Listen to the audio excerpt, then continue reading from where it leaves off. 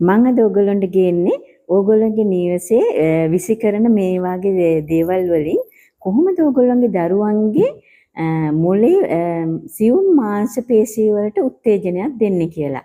ඉතින් මේ වගේ ජෑම් විසි කරන ජෑම් බෝතල් පොඩි බෙහෙත් කියන විටමින් C වගේ බෙහෙත් කියන පොඩි බෝතල් තියෙනවා නම් මේ අතින් අල්ලනවා මේ ඇඟිලි තුඩු වල ක්‍රියාකාරීත්වය දරුවන්ගේ මොළේ සියුම් මාංශ පේශී වලට හරි උදව්වක් වෙනවා.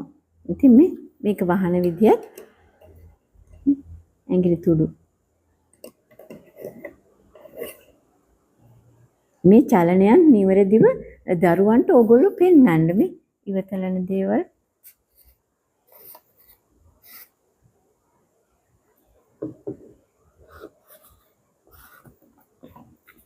මේ පර්ෆියුම් බෝතලයක්. ඉතින් පර්ෆියුම් තියෙන ඒවා දෙන්නේ නැහැ දරුවන්ට. මොකද ඒ ගැන මම කියන්නම් මොකද පර්ෆියුම් තියෙන ඒවා දෙන්නේ නැති කියලා. ස්ප්‍රේ කරන්නේ කොහොමද කියලා ඒක වෙන වීඩියෝ එකකින් කරන්න. ඔයගොල්ලන්ට මේ වගේ මේකප් දේවල් තියෙනවා නම් රවුමට මේක ගලවන්න පුළුවන්. කොච්චරනම් උදව්වක්ද? මිල අධික අධ්‍යාපන ක්‍රම ගෙදරම තියෙනවා. ඕගොල්ලෝ ඒවා හොයන්නේ නැහැ මොනවාද කියලා.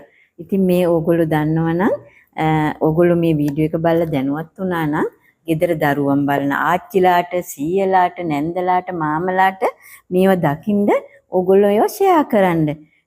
ඒ වගේම දරුවෝ එකතැන රඳවන්න මේ ක්‍රම හොඳ මේ ඇත්තටම හොඳයි. මොන හරි වැඩක් දෙන්න ඉස්සෙල්ලා දරුවෝ අපි එකතැන රඳව ගන්නත් ඕනේනේ. ඉතින් මේ පොඩි බෝතල් අපේ channel එක හොඳයි නම් ඔයගොල්ලෝ subscribe කරගෙන යන්න.